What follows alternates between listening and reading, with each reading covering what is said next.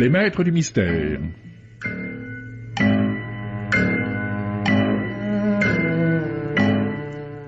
Parmi les chefs-d'œuvre du roman policier, Germaine Beaumont et Pierre Billard ont choisi pour vous ce soir Ne tirez pas sur l'inspecteur, pièce radiophonique de Jean Châtenay, d'après le roman de Saint-Gilles, avec Maurice Biraud dans le rôle de l'inspecteur Sigorgne, Jacques Dufilot, l'adjudant Graillet, et Jeanne Marcaine, Henri Crémieux, Lucienne Givry, Henri Virlogeux, Pierre Delbon, Patrice Galbaud et Robert Rollis.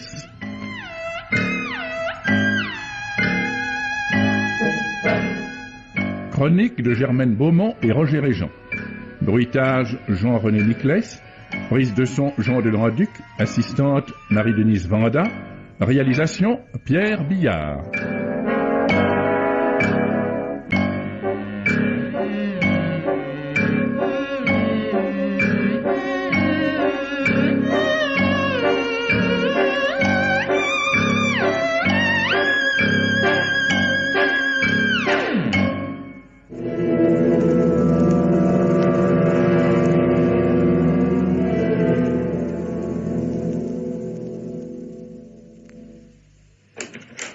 Si vous voulez vous donner la peine d'entrer.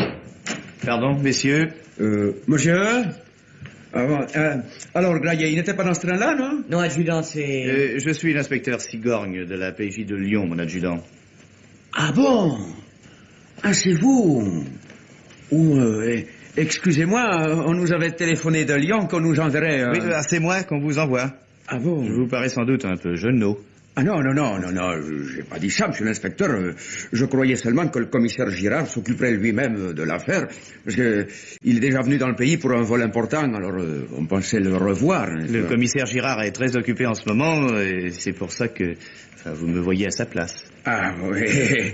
Eh bien, monsieur l'inspecteur, bon courage. Merci. La gendarmerie fera ce qu'elle pourra pour vous aider à sortir de cette histoire.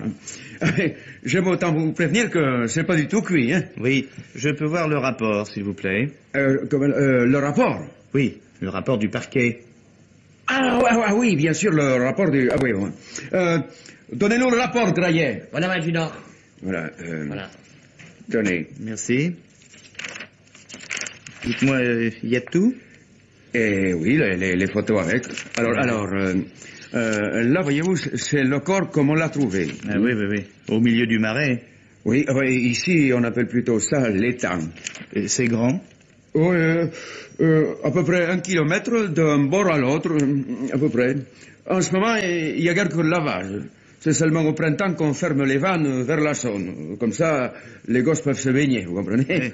Et on a même creusé un peu dans un coin pour installer le plongeoir. Oui. Ah. Et il paraît que ça devrait attirer les touristes, mais enfin... Oui, en attendant, il faut curer le fond sans arrêt. Ça coûte cher à la commune. Dites-moi, vous avez eu du mal à retrouver le corps de la jeune fille? Oh non, pas du tout, non.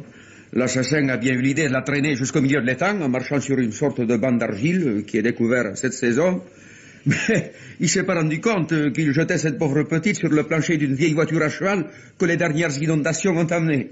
Alors, le corps n'a pas pu s'enfoncer de plus de 10 centimètres. Et au bout de 8 jours, les gens ont vu le corbeau. Il y a déjà 15 jours de ça. Eh oui. Oui, évidemment, j'arrive un peu après la bataille. Je crois qu'il était aussi question d'une valise que Catherine Garnier avait emportée avec elle, n'est-ce pas? Ah oui, Graillet, oui. Sortez la valise. Oui, adjudant. Oui, une vieille valise en carton. On l'a retrouvée près du corps. Ça vous explique son état. Là, voilà. Tenez, monsieur l'inspecteur. Voilà. Je vous remercie. La petite partait en voyage? Oui, elle allait à Lyon faire des courses. Mais elle emportait tant de choses que ça pour faire des courses à Lyon? Une poupée? Et un cahier où elle avait écrit des espèces de poésie. Oui. C'est bien des idées de gamine, ça. Si on visitait les valises de toutes les filles de 19 ans qui partent en voyage, on n'aurait pas fini de s'étonner.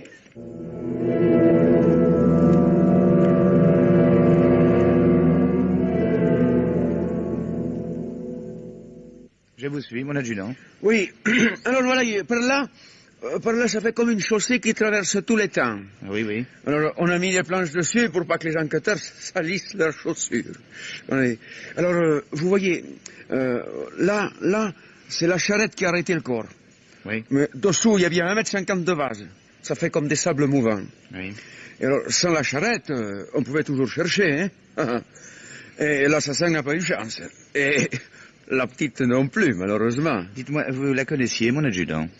Oh, si je la connaissais, je pense bien. Une vraie perle, cet enfant-là. Tout le monde vous le dira dans le pays. Mais il y a une chose qui m'étonne. Oui. Je n'ai pas vu de photo de Catherine avant sa mort dans le rapport. Ah non, parce que, je veux dire, la mère n'a pas voulu que la photo de sa fille soit dans le journal. Oui, on lui a rendu celle du rapport. Elle disait qu'elle n'en avait pas d'autre. On ne pouvait pas lui refuser. Mais pourquoi appelle-t-on toujours cette femme Mademoiselle Garnier? Ah, oui, ben, je vais vous dire, voilà. Oui. Je veux dire, la petite était une enfant naturelle. Oui, une bêtise de jeunesse. Oh, la mère a fait oublier sa faute depuis et est toujours fourrée à l'église. Toujours. Chez le curé ou chez les bonnes sœurs. Elle n'est pas riche, mais pour la charité, il n'y a pas à lui en remontrer, hein, ça. Sympathique? Non, je ne pas tellement, non. Et elle est sévère pour elle et pour les autres. Oh, très sévère même. Depuis son histoire, elle fait le bien comme si elle était forcée, vous voyez. La petite allait se marier, je crois. Ah oui, elle allait se marier avec le fils du directeur de la banque. Un brave gosse, mais je vais vous dire, pas très sain d'esprit. Oui. Il n'a fait que 3 mois de service militaire, c'est tout vous dire, quoi. Il a été réformé, vous vous rendez compte, alors. Mais il aimait bien Catherine, ça. Et elle? Elle, oh, vous savez, par ici, quand les parents décident d'un mariage, les enfants font ce qu'on leur dit, vous savez. Bien sûr.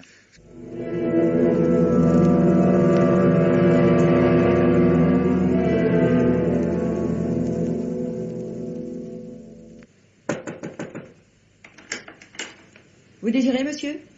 Inspecteur Sigorgne. Comment? De la police judiciaire de Lyon. Vous êtes bien Mademoiselle Garnier? Oui, entrez, monsieur l'inspecteur. Pardon. Excusez-moi pour cette visite, mademoiselle. Vous avez dû subir assez de tracasseries ces jours derniers, alors ma présence ne doit guère vous être agréable. Vous ferez peut-être des découvertes plus intéressantes que vos collègues, monsieur l'inspecteur. Je serais très heureuse de vous être utile. Vous ne devez pas être bien vieux dans votre métier, n'est-ce pas? Ni dans mon métier, ni dans l'existence, mademoiselle. Cette affaire est la première mission sérieuse qu'on me confie. J'espère que vous trouverez l'occasion d'y briller. Que désirez-vous savoir? Voilà. Pouvez-vous me montrer une photo de votre fille, s'il vous plaît, mademoiselle? Ah, certainement. Et voilà. Merci beaucoup. Ah, elle était très jolie. N'est-ce pas? Oui, excusez-moi, vous savez, je suis navré. Mais excusez non pas sans arrêt, jeune homme. Vous faites votre métier, je comprends ça très bien. Voilà, est-ce que la gare est loin de chez vous? 500 mètres. Ma fille était assez grande pour s'y rendre seule. À votre avis, avait-elle le temps d'aller voir son fiancé en passant? Oh, sûrement pas. Elle est partie juste 10 minutes avant l'heure du train. Ça m'a d'ailleurs étonné, car d'habitude, Catherine avait plutôt peur d'être en retard. De plus, Guy était venu la voir avant le dîner. Quel genre de course allait-elle faire à Lyon? C'est moi qui avais décidé de ce voyage. Catherine avait besoin de compléter son trousseau et il fallait qu'elle essaie la robe. La robe? Oui, sa robe de mariée. Elle devait épouser Guy dans 8 jours maintenant. On vous a sans doute parlé de la poupée qu'on a trouvée dans la valise de votre fille. Avait-elle l'habitude d'emporter cette poupée quand elle partait en voyage? On m'a déjà demandé ça. Et je vous réponds de la même façon, je n'en sais rien. Je ne visitais jamais les bagages de ma fille. Eh oui. Bon, voilà. À présent, mademoiselle, je vais vous poser une question qui va vous sembler de très mauvais goût. Mais voilà, je vous demande d'y répondre. Néanmoins, c'est dans l'intérêt de l'enquête. Dites toujours. Qui est le père de Catherine? Oh! Comment osez-vous? Alors, écoutez, mademoiselle, je veux découvrir qui a tué votre fille, mais pour ça, il faut m'aider, il me faut des éléments. Oh, après tout ce déballage, je ne vois pas pourquoi je me ferai encore la petite bouche. Je suis désolé, mais... Le père de Catherine s'appelle André Danse. C'est un gros propriétaire de la région qui n'a jamais voulu reconnaître son enfant. En revanche, il a adopté un gamin de l'assistance qui a maintenant dans les 25 ans. Pierre Manzini. Un joli garçon d'ailleurs. Ici, toutes les filles en sont folles. Il est vrai qu'il ne leur en faut pas beaucoup. De quel côté se trouve la propriété de monsieur... Danse. Oui. André Danse. Sur la route de Lyon, ça s'appelle le Moulin Clair. C'est un joli château.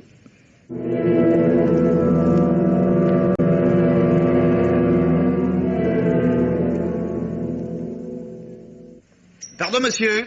Monsieur, par où est-ce que je peux rattraper la route de Lyon, s'il vous plaît? Ben, vous tournez à gauche, là, derrière l'église, et vous tombez droit dessus. Merci beaucoup. Mais de rien, monsieur l'inspecteur.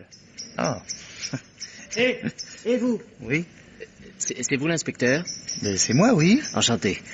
Je suis Guy Voridon, le fiancé de Catherine. Ah. Vous allez retrouver celui qui a fait ça, n'est-ce pas? Ben, ma foi, j'avais toujours essayé. Tout le monde parle de vous dans le pays, tout le monde vous connaît. Ils disent que vous y arriverez jamais. Oh, on dit ça? Ils disent que vous n'êtes pas assez vieux. À la banque de mon père, j'en ai entendu qui disait que c'était une affaire pour des grandes personnes. Et je vous fais confiance, moi. Mais vous êtes trop bon. Dites-moi, monsieur Voridon... On m'appelle pas monsieur, appelez-moi Guy comme tout le monde. Comme vous voudrez. Eh bien, dites-moi, Guy, où allait Catherine le soir? Elle allait à Lyon. C'est pas vrai? Ah, mais si, bien sûr. Vous ne vous êtes pas inquiété de rester sans nouvelles? Je croyais qu'elle m'en voulait. De quoi? De pas l'avoir accompagnée à la gare. Ah. Elle avait refusé, mais il aurait fallu insister. Moi, je sais pas, j'ai pas l'habitude. On me dit non, je crois que c'est non. Qu'est-ce que vous avez fait ce soir-là? J'ai joué au jaquet avec mon père. On joue tous les soirs. Ah ah. C'est moi qui gagne presque tout le temps. Oui. J'ai quelque chose à vous dire, je crois, monsieur l'inspecteur. Qu'est-ce que c'est, Guy? Quelque chose qui m'a paru drôle le soir où Catherine a été tuée. Le soir même? Peut-être l'après-midi. J'ai du mal à me souvenir. Mais, quoi donc, Guy? Une personne? Un objet? Je sais pas. Excusez-moi, il faudra que je réfléchisse. Excusez-moi. Mon père aimerait bien que vous passiez à la maison, monsieur l'inspecteur. Venez pour la veiller si vous n'avez rien à faire. Eh bien, c'est entendu, Guy. Bonsoir, monsieur l'inspecteur. Bonsoir.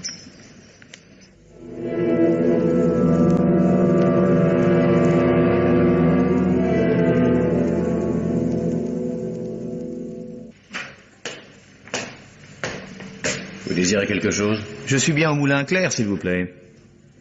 C'est pourquoi? Je voudrais voir monsieur Danse, monsieur André Danse. Il est à Lyon, je ne sais pas quand il rentrera. Je suis son fils. Ah, très heureux de vous trouver là, monsieur Manzini.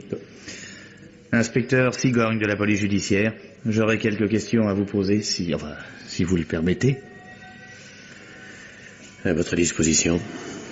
Allez, entrez par ici. Merci.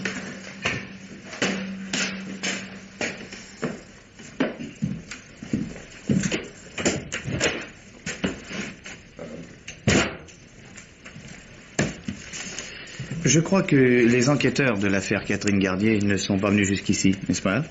Non. On n'a pas voulu remuer de vieilles histoires à propos de la mort de de la fille de votre père. Je comprends ça. Cependant, je crois avoir le droit de vous demander depuis combien de temps Catherine Garnier venait ici. Catherine? Oui, vous avez pris une photo d'elle. Le photographe a été formel, et pour une bonne raison.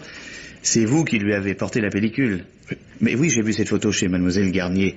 Le décor est un coin de votre parc que j'ai parfaitement reconnu tout à l'heure. Je conclus donc que Catherine venait vous voir ici et que vous étiez en assez bons termes. Amis? Et voilà mon père. Vous allez pouvoir l'interroger. Restez près de moi, s'il vous plaît. Ah, tu es là, Pierre? Oui, papa, une visite. Oui. Inspecteur Sigorgne, de la PJ de Lyon. Ah, par exemple, et qu'est-ce qui nous vaut l'honneur, monsieur l'inspecteur? Je posais quelques questions à votre fils, monsieur. Oui. Il n'a d'ailleurs pas répondu à la dernière. Quelle était la nature de ses relations avec votre fille? Je devais l'épouser. Je vois que vous n'avez pas perdu de temps, inspecteur. Mais les enquêteurs en ont sans doute perdu pas mal grâce à vous, monsieur Danse. Catherine devait bien venir ici le soir du crime, n'est-ce pas? Excellente déduction. Je suppose que vous ne comptiez pas la laisser venir à pied jusqu'au Moulin Clair. Je l'attendais près de la gare avec la voiture. Vous étiez seul? Oui. Et vous ne vous êtes pas alarmé? J'ai pensé à un contretemps. Sa mère était tellement bizarre. J'étais parti avant l'heure du train que Catherine était supposée prendre. J'ai caché ma voiture dans une ruelle et je suis allé du côté de la gare, en faisant attention de ne pas être remarqué.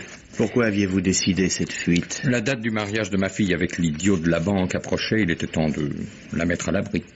Depuis combien de temps receviez-vous votre fille ici? Un peu plus de 2 ans.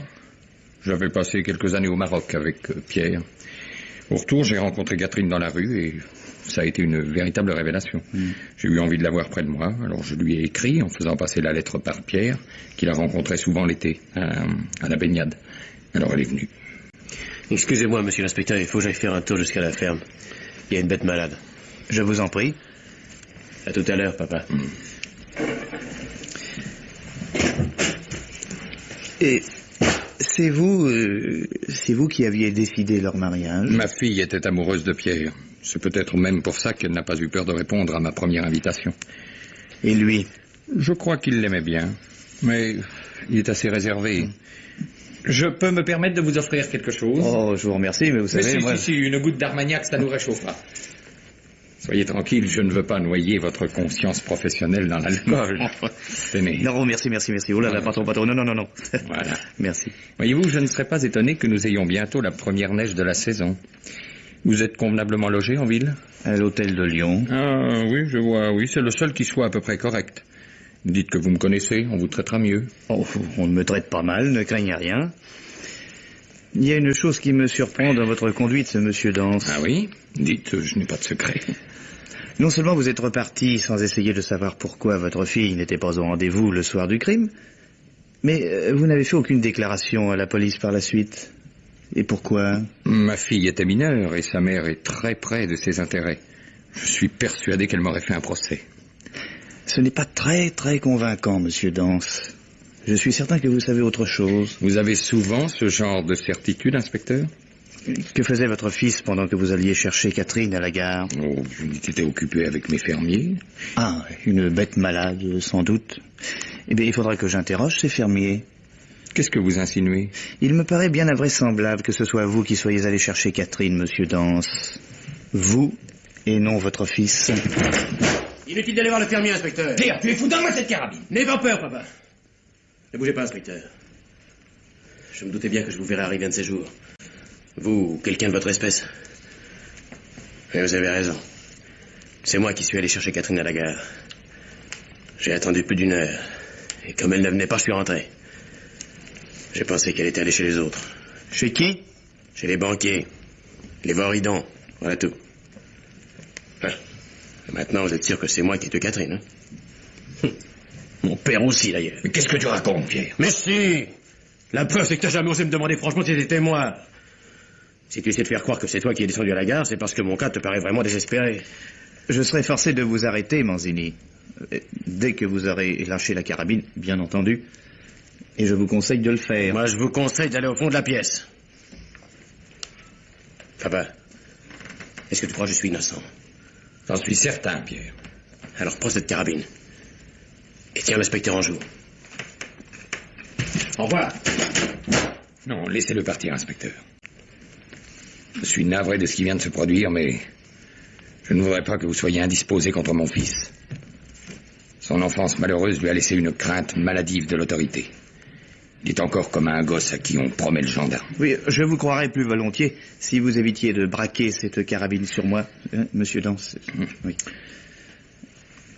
Je pense que c'est votre voiture qui l'a prise. Ah, je le crains, oui.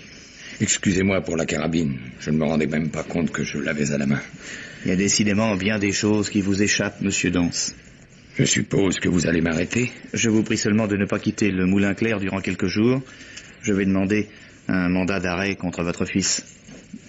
Ça ne veut pas dire que ce soit lui le coupable. Mais vous en êtes persuadé? Je n'ai encore aucune preuve du contraire, monsieur Dance.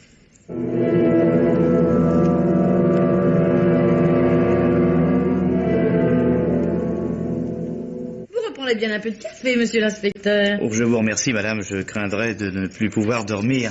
Mais vous devez en avoir rudement besoin, je suppose. Et en effet, ce n'est pas le travail qui me manque. Nous avons quelques instants avant le retour de votre fils, monsieur Voridon. Je l'ai envoyé changer la combinaison du coffre en bas. Je pensais bien que vous vouliez nous parler hors de sa présence. Il fait ça très consciencieusement. Ça va l'occuper un certain temps. Bien. Étiez-vous content du mariage de votre fils, monsieur Voridon? Très content. Oui, c'était la plus grande joie de ma vie. Catherine était si douce, si charmante. Oh, en fait, c'était une chance inespérée. Vous avez dû vous rendre compte que notre Guy n'est pas comme les autres, monsieur l'inspecteur. Peu de choses, remarquez bien. Oui. Il a seulement des lubies, des petites manies.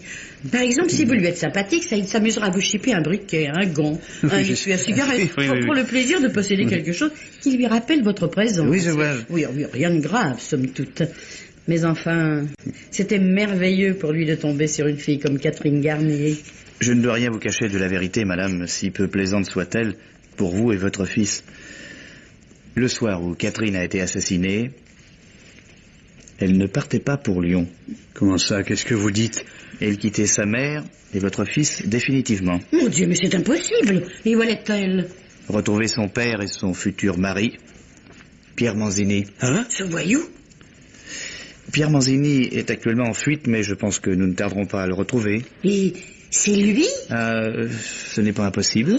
Je me doutais que Catherine voyait encore son père. Mais je ne pensais pas qu'elle aimerait ce garçon-là. Mais pourquoi l'aurait-il tué? Une querelle, je suppose, peut-être de la jalousie. C'est un garçon très violent, je l'ai même constaté. Attention. Voilà Guy. Oui. Pas un mot devant lui, inspecteur, bien entendu. Mais bien entendu. Alors, monsieur l'inspecteur, vous avez appris quelque chose? Eh bien, pas grand-chose, Guy, mais je ne désespère pas. Il faut trouver monsieur l'inspecteur. Si vous ne trouvez pas, il y aura d'autres malheurs. Comment ça, Guy? Mais qu'est-ce que tu nous racontes, là, voyons? Il faut trouver, je vous dis. Tiens, à cette heure-ci. Bon, c'est sans doute pour moi. J'avais demandé qu'on me prévienne chez vous. Vous permettez? Monsieur l'inspecteur. Oui, c'est vous, alors? On l'a arrêté dans une petite auberge sur une route peu fréquentée. Il sera transféré chez nous demain matin. Qui est-ce, monsieur l'inspecteur? Pierre Manzini. Ah.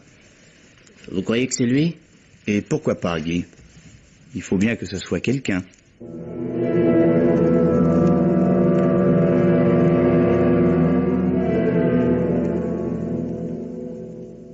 Vous pouvez m'interroger, mais je ne signerai rien, vous m'entendez? Avec quel instrument avez-vous frappé la victime? Je n'ai jamais frappé Catherine, vous le savez aussi bien que moi. Et non, justement. Alors expliquez-moi quel besoin j'aurais eu de la frapper. Vous n'aimiez pas Catherine, vous l'épousiez pour faire plaisir à votre père. Elle vous a fait une scène et vous l'avez frappée trop brutalement. C'est bien ça, ou si je me trompe? Oui. Vous avez raison quand vous prétendez que je n'aimais pas Catherine. Et que je l'épousais pour faire plaisir à mon père. Et je l'ai pas tué. Ce soir-là, je l'ai même pas vu, je vous l'ai déjà dit. Mais vous n'avez aucun alibi, mon vieux. Personne ne vous a aperçu le soir en question. C'est donc que vous cherchiez à vous cacher. À quelle heure êtes-vous rentré au Moulin Clair? À 10 heures. Et qui peut en témoigner? Mon père. Oui, c'est pas suffisant. Bon, eh bien, moi, je trouve que ça suffit comme ça. Maintenant, je répondrai au juge d'instruction et à personne d'autre. Ah, vous n'en tirez rien, inspecteur. C'est une tête de lard comme j'en connais pas beaucoup. C'est ce qu'elle vous dit, la tête de lard, à vous? Dis donc, mon petit bonhomme, tu veux qu'on se fasse? Ah, et ça suffit, hein. Bon. Je regrette, vous n'avez pas le droit d'intervenir. Quoi? Je suis seul qualifié pour interroger l'accusé. Bon, si vous le prenez comme ça. Messieurs. Vous avez du nouveau, Garrier? Oui, les gosses viennent de m'apporter ça, monsieur l'inspecteur. Ils l'ont trouvé pas loin du trou où était la petite. Un tisonnier? Oui, mais regardez donc ce qu'il y a dessus. Faites voir. Eh oui, ça pourrait devenir intéressant.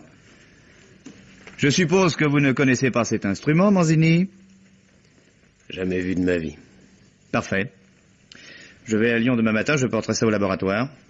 Vous verrez sans doute le juge pendant mon absence, Manzini. J'espère que vous serez plus conciliant avec lui qu'avec moi.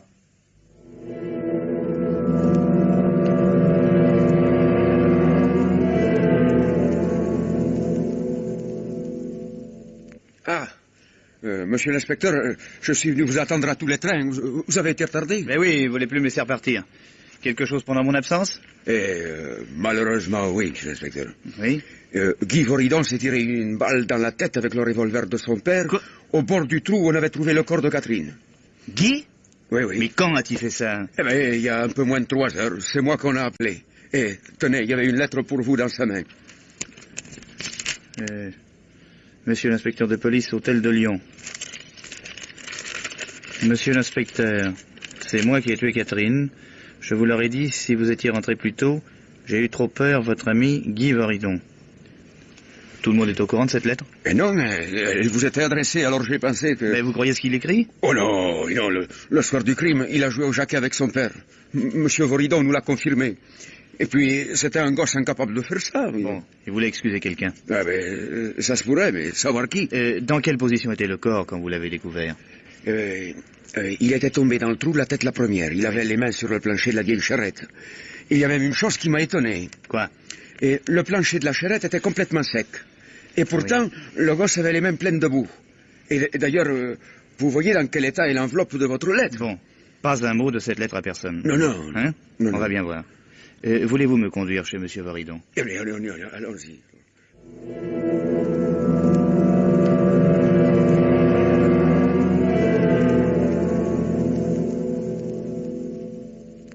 Merci, monsieur l'inspecteur.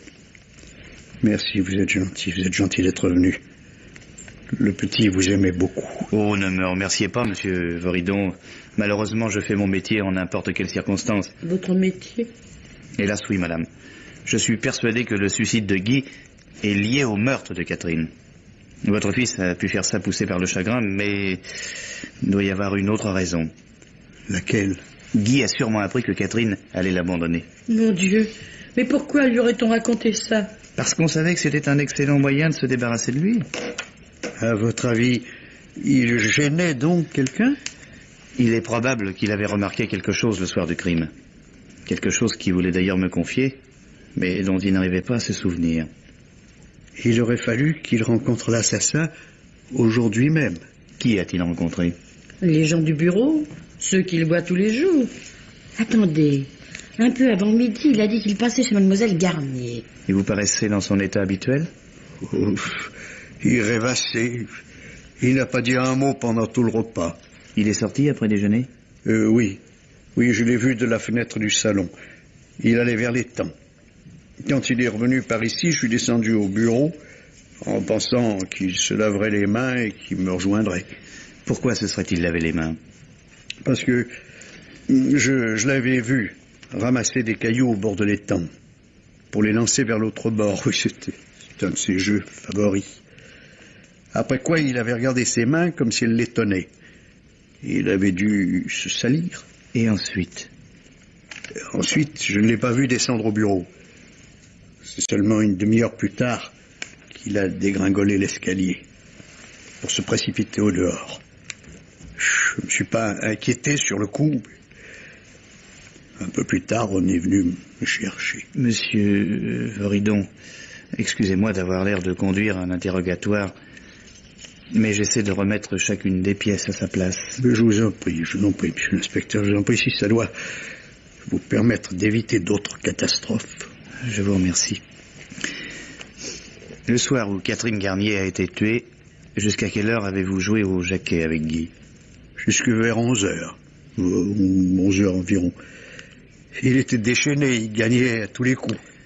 Ni lui, ni vous n'êtes sortis ce soir-là? Ah, ça, je peux vous le jurer.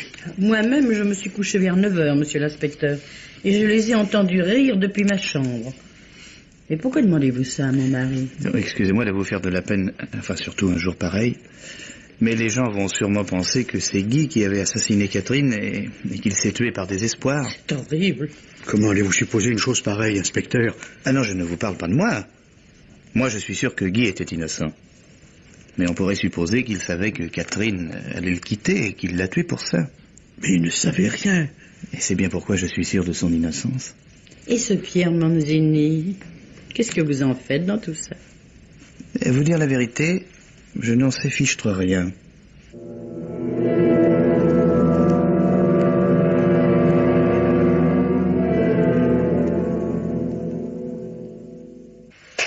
Mademoiselle Garnier?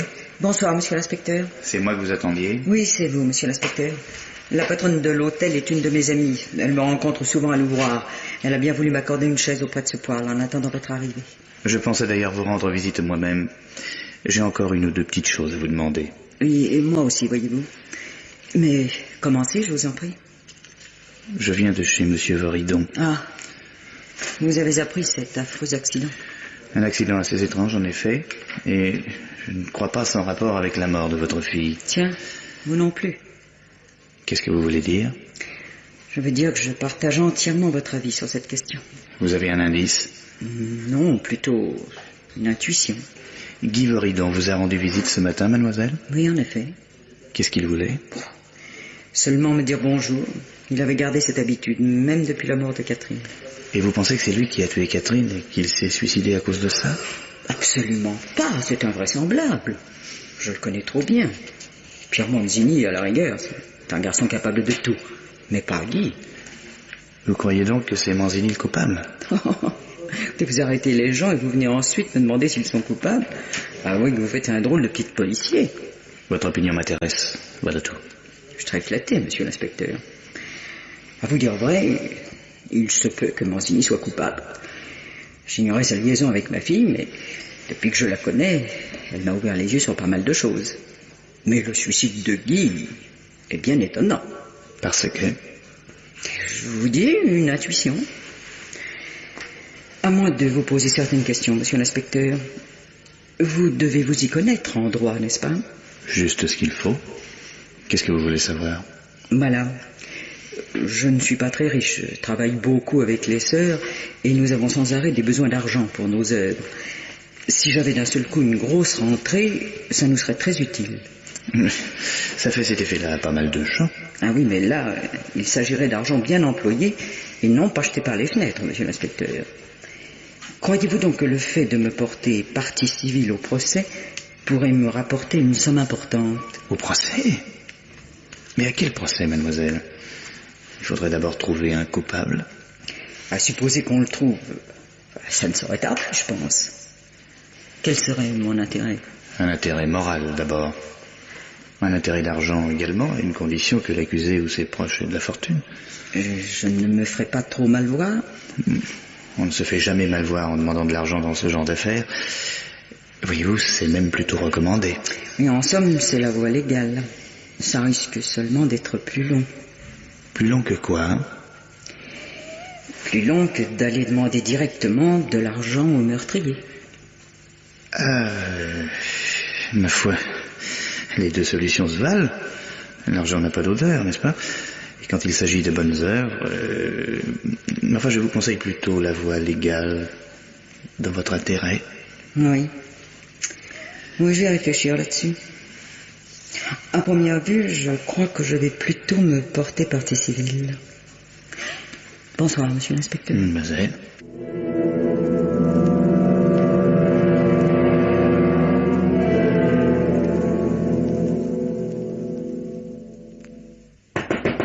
Monsieur l'inspecteur. Quoi, qu'est-ce que c'est? Monsieur l'inspecteur. Oui, voilà.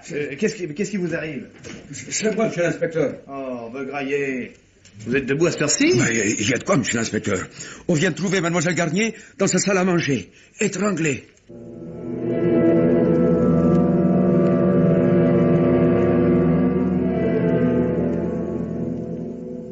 Le médecin dit que la mort remonte à 6 ou 8 heures, peut-être plus. Vous voyez dans quel état est la pièce. Elle a dû joliment se défendre. Oui. Vous avez interrogé la bonne? Eh oui, elle m'a dit que mademoiselle Garnier dînait seulement d'un café au lait et se couchait vers les minuit. Elle le remet très mal, il paraît. Elle a dû entendre venir l'assassin. Oui, probablement. À quelle heure la bonne est partie hier soir? Vers les 6 heures. Ce patron était là. L'assassin est entré en cassant un carreau de la fenêtre de la cuisine. C'est en voyant ce carreau cassé qu'une voisine a donné l'alerte tout à l'heure. Les volets ne ferment pas? Mais non, ils sont gonflés par l'humidité. La maison entière est mal entretenue. C'était pas le genre de femme qui jette l'argent par les fenêtres. Oui, hein? Je sais, elle me l'avait dit. Dites-moi, vous avez trouvé autre chose? Eh oui, ça. Un stylo, en or. Avec des initiales gravées sur le capuchon. Un A et un D. C'est sûrement pas elle. A, D? Attendez voir.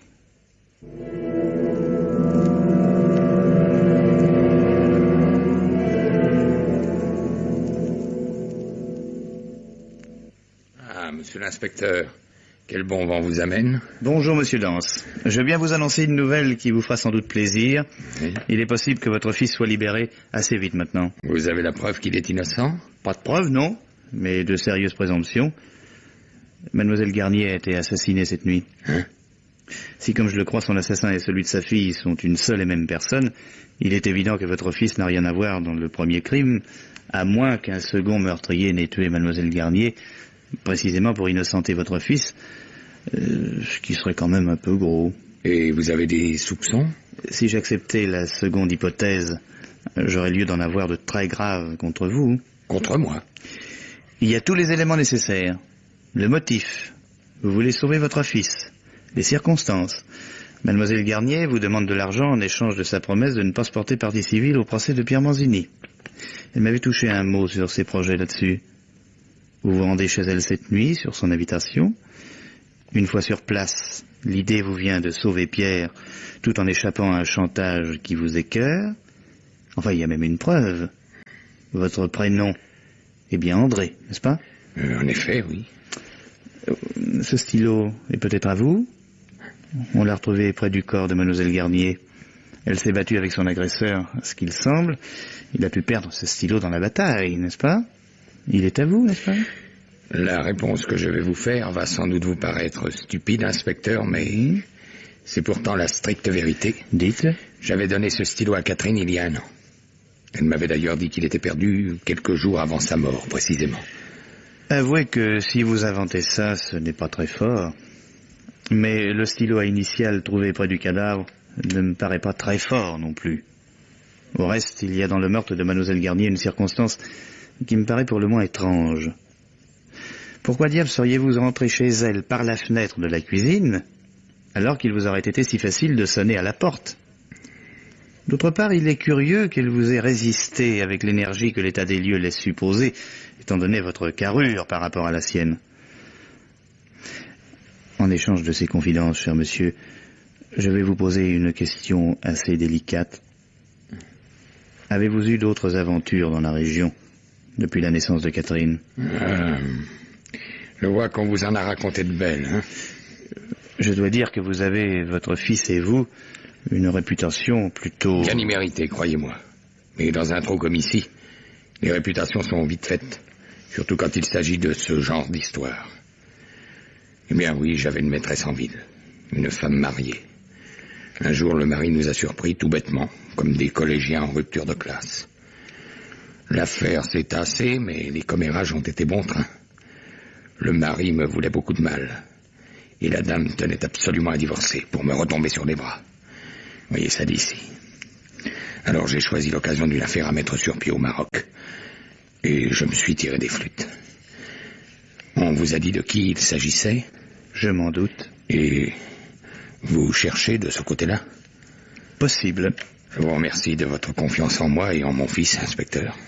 Croyez pourtant bien que je ne le fais par sympathie ni pour lui, ni surtout pour vous. Parce que ce pays commence vraiment à me dégoûter.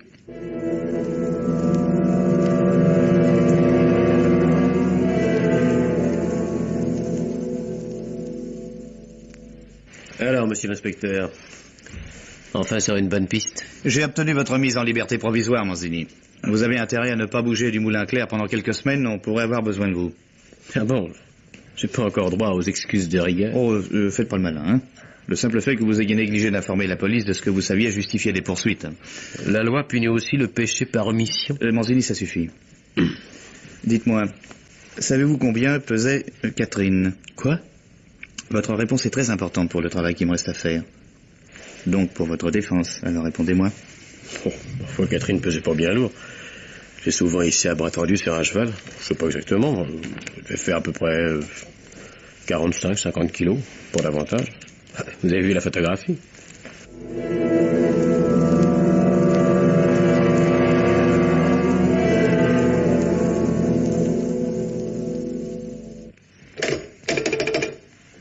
Allô? Oui, monsieur le juge. L'inspecteur Sigang de Lyon. Je crois que j'ai trouvé. Ce n'est pas trop tôt. C'est bien mon avis, figurez-vous. Parce que je commence à en avoir le cafard. Non, je n'ai pas de preuves, seulement des indices, mais très convaincants. Oui. Pour obtenir des preuves, il me faudrait un mandat d'arrêt.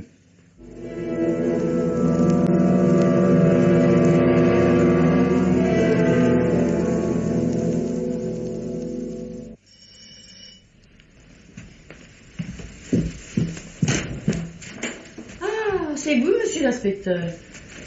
Bonjour, madame Voridon. Je m'excuse de me présenter chez vous sans y avoir été invité. Mais pas du tout, je vous en prie. Entrez donc. Mon mari va descendre tout de suite. Charles, c'est monsieur l'inspecteur. Asseyez-vous. Je vous remercie. Vous avez vu ce temps affreux, monsieur l'inspecteur? Il va sûrement neiger. Oui, c'est ce qu'on dit dans le pays. Les gens de la campagne savent prévoir ces choses-là. Ils sont étonnants. Je peux vous offrir quelque chose, monsieur l'inspecteur? Rien, merci madame. Je viens de prendre mon café. Déjà sur les dents, monsieur l'inspecteur? Oh, bonjour, monsieur Voridon.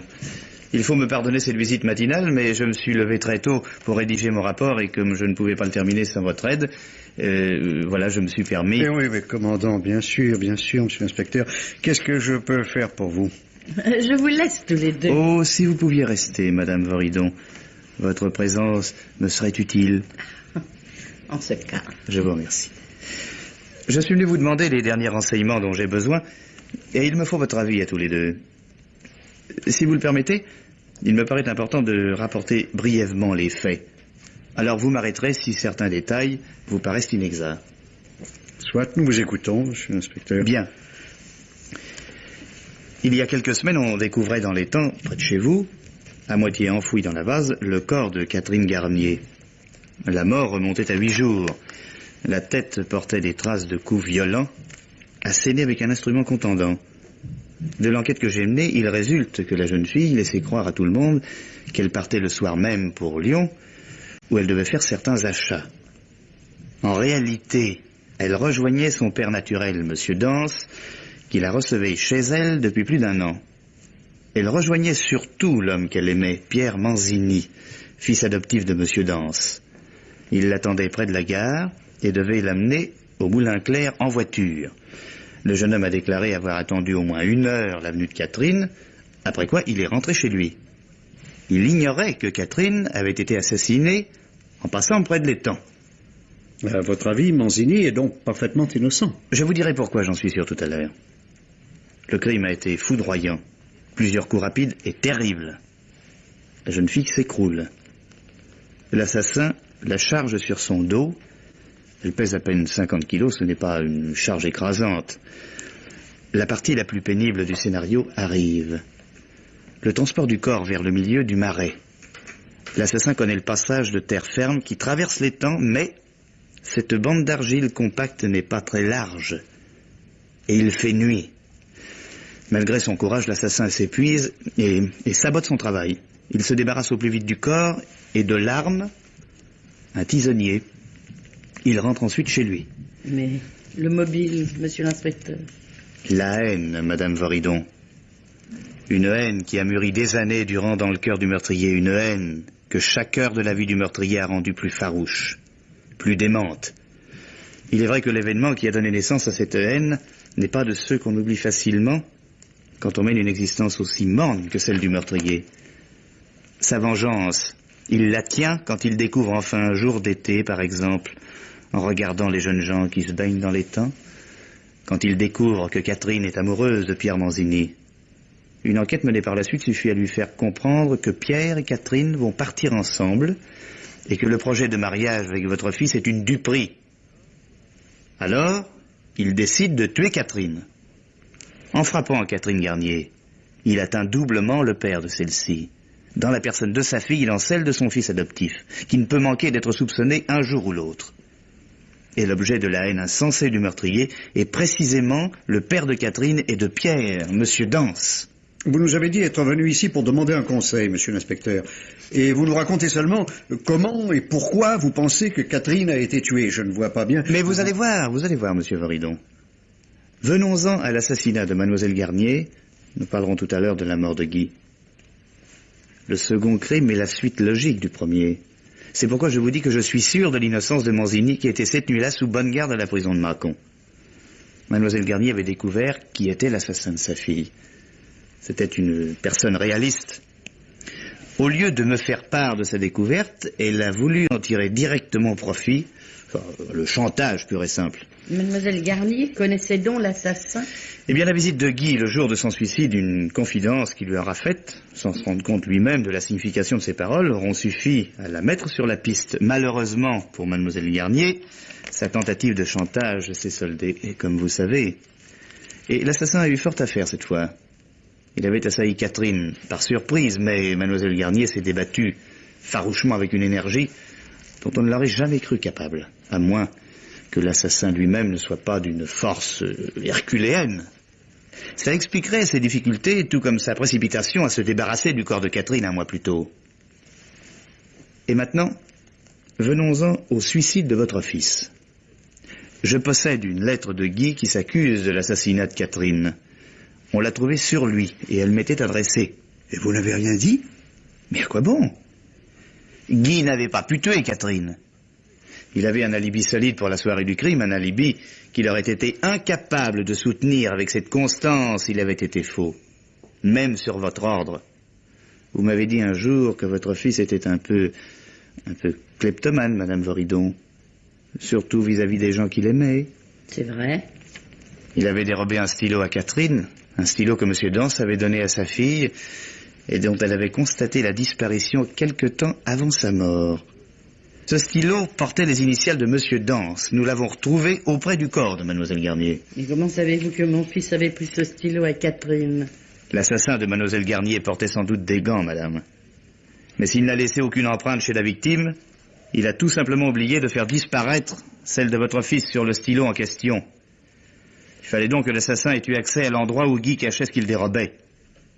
Dans cette maison, bien sûr. Ici? Mais bien sûr. Et notez à propos du meurtre de Mademoiselle Garnier que M. Dance était encore visé directement cette fois et comme désespérément par la preuve énorme laissée contre lui. Je connais la malheureuse affaire qui vous a opposé à M. Dance, M. Voridon. Vous avez des raisons de ne l'aimer guère. Vous êtes fou. Ah, mais pas loin du monde, je vous jure. Il y a un dernier point que je voudrais vous signaler. Je me suis permis de visiter la nuit dernière un réduit qui se trouve dans votre jardin et où vos domestiques m'ont avoué que vous conserviez différents objets, parmi lesquels une paire de vieilles bottes que vous portiez au temps où vous alliez à la chasse. Ces bottes étaient couvertes de boue, ce qui n'a en soi rien d'extraordinaire, à moins que cette boue ne se trouve être celle de l'étang. Imaginez donc que l'assassin ait porté ces bottes le soir du crime et que votre fils les surprit quelque temps après, dans cette maison ainsi chaussée. Il se souvenait avoir constaté quelque chose d'insolite, il me l'avait dit. Le jour de son suicide, il tombe en arrêt devant l'étang, prend de la boue dans sa main, en ramassant un caillou, et réalise qu'il a vu cette même boue le soir de la mort de Catherine, au pied de quelqu'un ici même. Alors il rentre comme fou et dit au meurtrier, il l'a découvert. Le meurtrier veut-il excuser son geste aux yeux de votre fils? Est-il conscient du coup terrible, plus terrible même que la mort de Catherine qu'il va porter à Guy, en lui ouvrant les yeux sur la conduite de sa fiancée? Je préfère croire qu'il y a dans cet épisode plus de folie qu'autre chose. Car voyez-vous, le résultat d'une telle révélation ne pouvait guère se faire attendre. Ainsi vous m'accusez, moi? Vous croyez que c'est moi? Absolument pas, monsieur Voridon. Je crois ferme à votre partie de Jacquet avec votre fils. Comment voulez-vous que je vous soupçonne? D'ailleurs, Catherine Garnier a été assommée avec un tisonnier. C'est une arme de femme.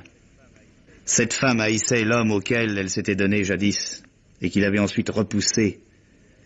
Elle le haïssait plus que vous ne haïrez jamais Monsieur Dance, Monsieur Voridon. Votre femme, oui, celle-ci.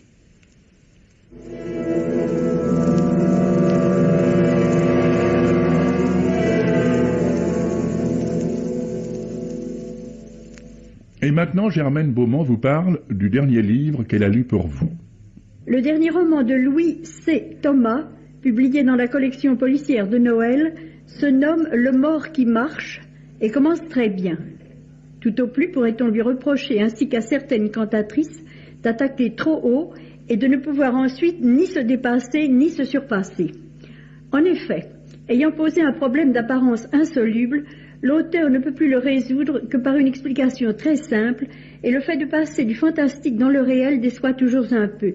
Mais le mot « décevoir » est excessif, nous ne sommes pas vraiment déçus.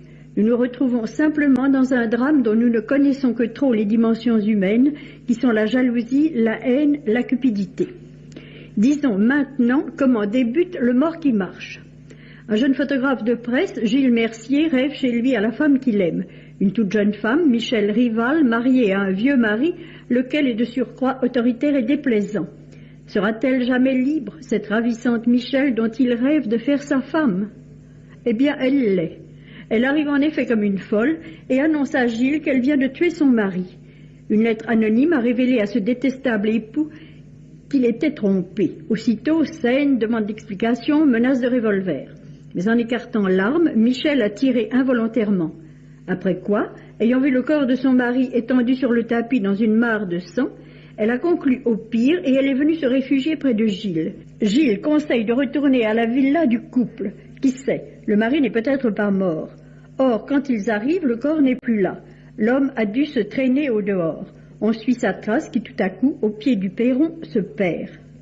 L'auteur laisse à penser dans quel état d'âme se trouvent les amants exposés à la vengeance de ce mari bafoué, blessé et fugitif.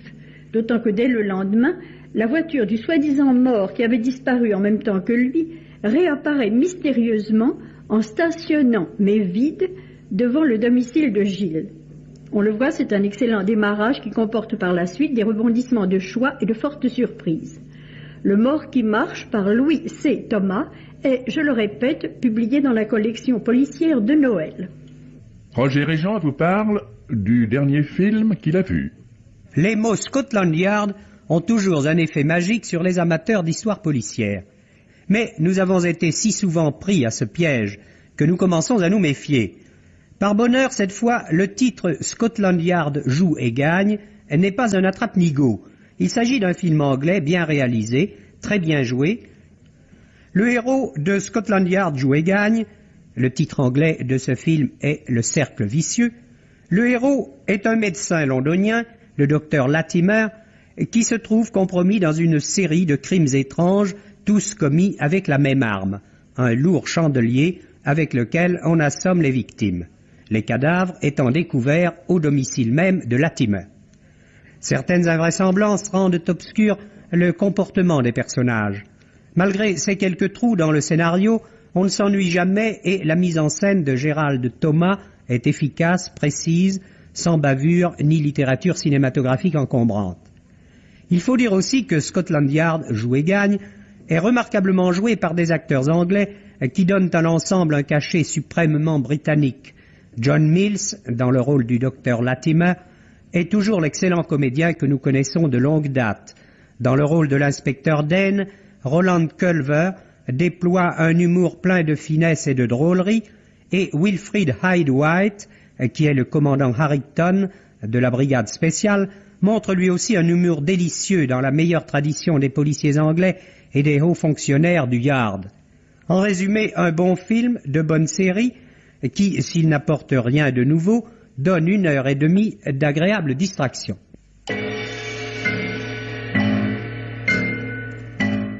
Les maîtres du mystère.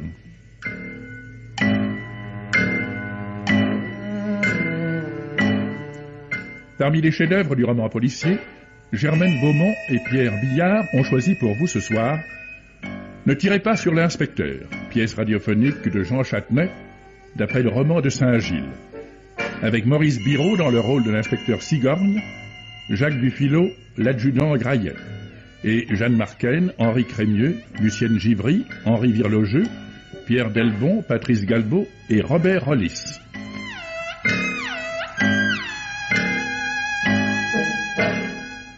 Chronique de Germaine Beaumont et Roger Régent. Bruitage Jean-René Niclès. Prise de son Jean Delanduc. Assistante Marie-Denise Vanda. Réalisation Pierre Billard.